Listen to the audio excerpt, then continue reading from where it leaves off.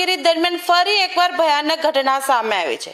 શાહપુર માછલીપીટ વિસ્તારમાં મેટ્રોના tunnel boring અને સંબંધિત કામગીરી વચ્ચે અંદાજિત 22 ફૂટ ઊંડો અને ખતરનાક ભૂવો પડ્યો છે।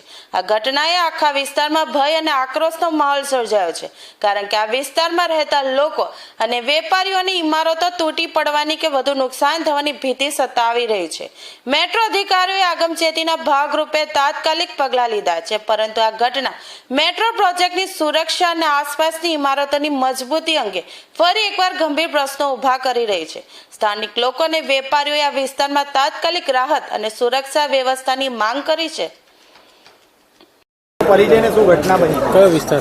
મારું નામ મારૂફ પટેલ।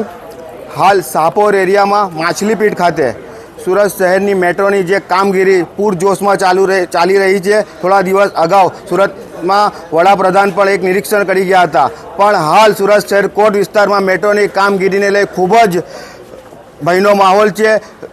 ઠેર ઠેર ભૂવાઓ પડી રહ્યા છે। હાલ બંધ મકાનમાં 20 થી 30 ફૂટનો મોટો ખાડો પડ્યો છે, પણ કોઈ જાનહાનિ નથી। પણ સુરત મહાનગરપાલિકા અને કમિશનરને એક વિનંતી કરવામાં આવે છે કે વહેલી તકે આની તપાસ થાય અને કોઈ મોટી જાનહાનિ ન થાય તેવી માંગ છે અમારી।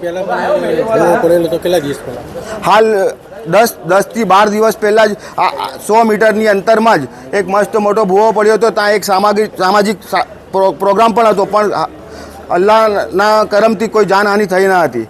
અત્યારે કેવો માહોલ છે? હાલ સમગ્ર વિસ્તારમાં ભયનો માહોલ છે। લોકો ડરી ગયા છે અને હાલ ફાયર બ્રિગેડ અહીંયા કામગીરીમાં છે, પણ આવી રીતે રહેશે તો કોઈ મોટી જાનહાનિ થાય તેવી કોઈ નવાઈ નહીં।